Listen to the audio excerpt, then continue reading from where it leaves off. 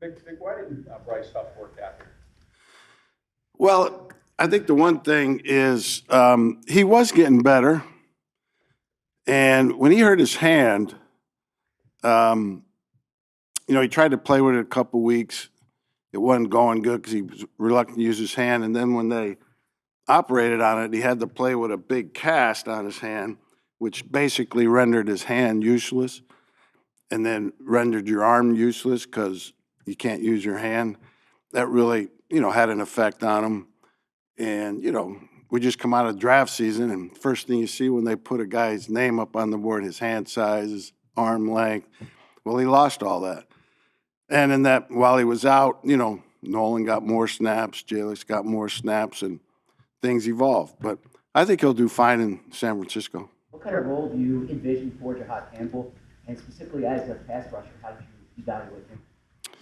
Well, right now he's working at ILB because there's a lot more to learn there. So that's where we'll start him. He won't hit the practice field until, sometime in August. So we're doing all we can. He's doing all he can in meetings. We're doing all we can with him on the field.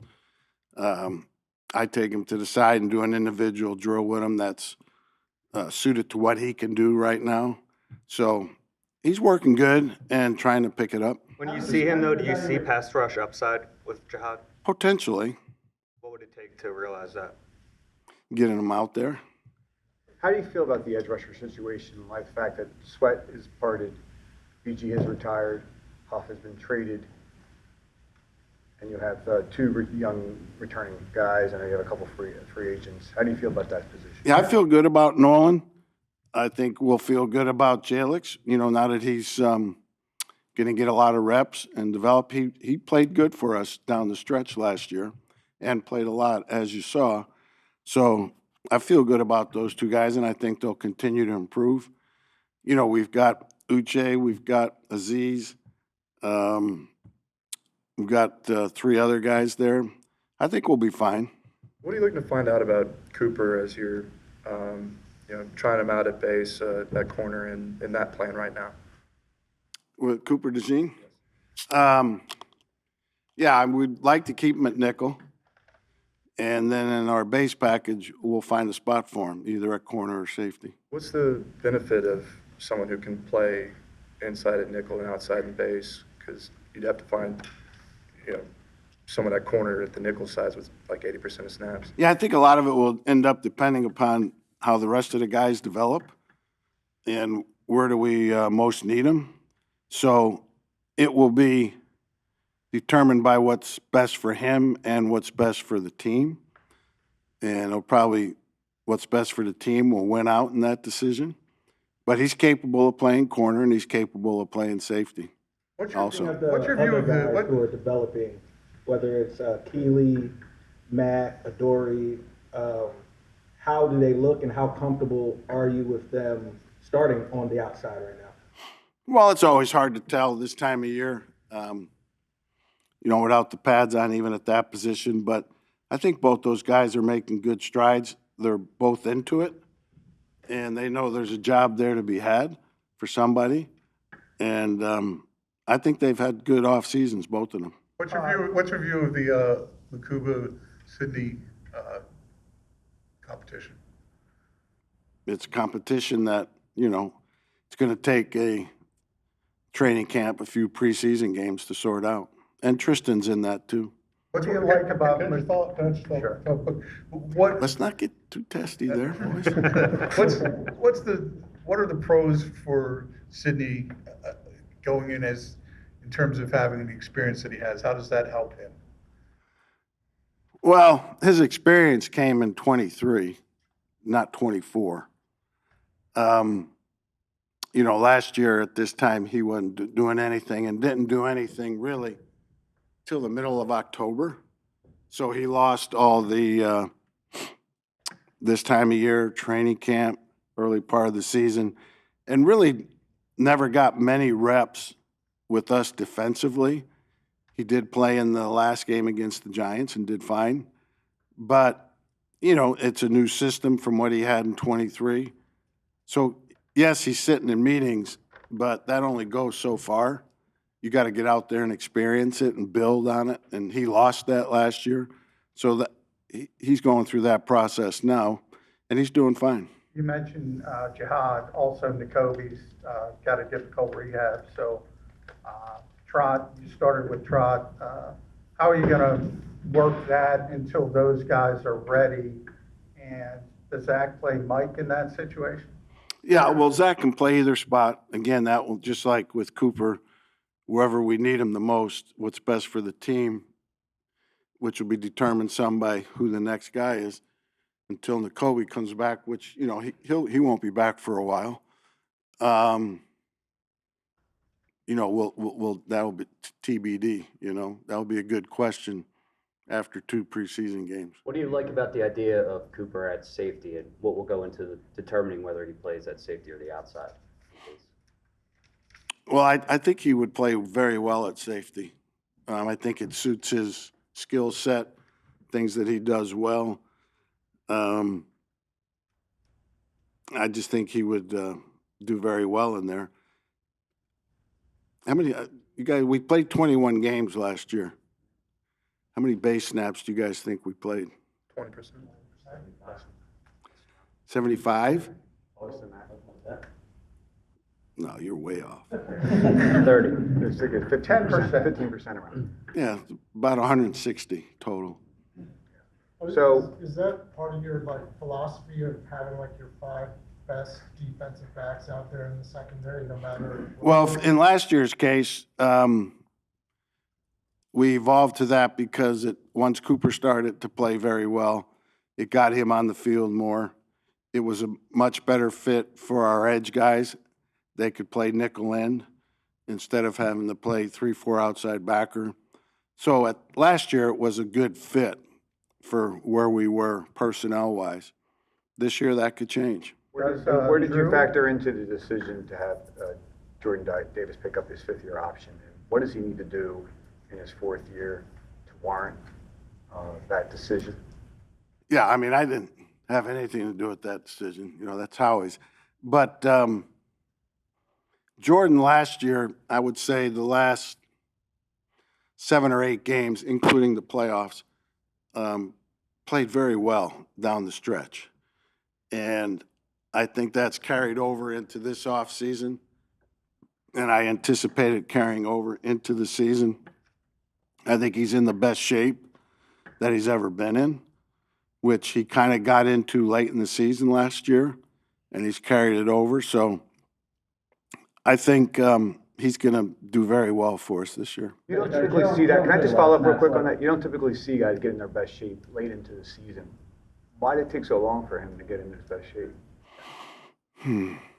We could be here a long time for that. Just, you know, it's for some guys it takes time, but I'm ducking that question. How has Davis evolved as a pass rusher? Davis, how has he evolved as a pass rusher? He got better towards those last 7 or 8 games. He really did. And you saw it in practice first, you know. Unlike a lot of people think you don't need practice, you do need practice. And he showed it in practice first, and then it carried over into the games. And so I think he realized that, felt it, felt good, and he's just carried it over all off season. In terms of Jalen Carter, Jalen played over 1,000 snaps last year. On the offensive side of the ball, Nick's gotten questions about, you know, Saquon's usage, you know, heavy usage last year. Is that something you have to consider going forward with him, and you're making sure that, you know, he's able to play at a high level, not putting too many snaps on him? Well, in Jalen's case, the 2 plays he had at the end of the Rams game, which everybody has alluded to many times, those were his 68th and 69th snaps in that game. I just mean, I don't mean from like, obviously he showed that he was well conditioned last year. I just mean from the perspective of, you know, long term, if he's playing an extreme number of snaps every year, do you worry that his performance can drop off? He's still a young pup. And to follow up on that, in terms of Jalen Carter, year 3, Jeremiah Trotter Sr. said on WIP yesterday that he's been hearing from some folks that Jalen doesn't even know how to play the position yet. It was in a complimentary fashion, in a sense, to say that he doesn't even know how to play the position yet. Sky's the limit. What's your thoughts on that? I agree with the, with the point he's trying to make. I do think Jalen, the good news about Jalen is twofold. One, he played very well for us last year, and two, he can still improve a lot. With, What about with- Ringo? What did you see? You've had Ringo for a full year now. Mhm. What do you like about, his skill set to play the outside, and where does he still need to improve? He just needs reps. He needs to learn to play the game, and that comes with reps. And, to quote Nick said in a meeting recently, repetition is the burden of leadership. It's up to us to get him enough reps in practice, expose him to all the things he needs to be exposed to so he can play a full NFL game. When I say full, not physically, conditioning-wise, but be a competent corner throughout a full game and a full season. Vic, how much did depth have to do with the defense's success last year, and do you think you have that same depth going into this season? It's too early to say. I mean, I look at this, and I told the players this, I look at this year very similar to last year in that at this time last year, we had a lot of turnover in personnel from the previous year. You had Bond, nobody knew what he was at this point last year. You had Nakobe, who hadn't played any meaningful NFL football in his first 2 years. You had Oren Burks, who we had just signed. You had Isaiah Rodgers, who we had just signed. You had Ojomo, who didn't play hardly at all his rookie year. You got Nolan, who didn't play hardly at all his rookie year. We got Chauncey back. We drafted Cooper, Jalix. We had a lot of, question marks at that time, or you didn't know. This year, those names are replaced. Ringo, Adoree, Sidney, McCollum, Ojulari, Uche, Byron Young, Gabe Hall, Booker, Jihad, all the draft picks, Makuba, Robinson, Smile, and then the rest of the rookies. Some of those guys in that second list have to become like those guys in the first list. And I don't know how that's going to turn out, but I look at it as really basically the same one year to the next. The names have changed. Hopefully we'll get the same results from these new guys that we got from a lot of the new guys last year. What were your thoughts on trading, CJ? What? What were your thoughts on trading, CJ? Oh, that was a salary cap type thing, and how he made that decision. I was fine with it. With Drew Makuba, we talked about Cooper's versatility. Played a lot of slot earlier in his career. Do you see that kind of versatility at least? We haven't yet, only because we focused him at safety right now. But we're well aware that he played it in college and might have some ability there too.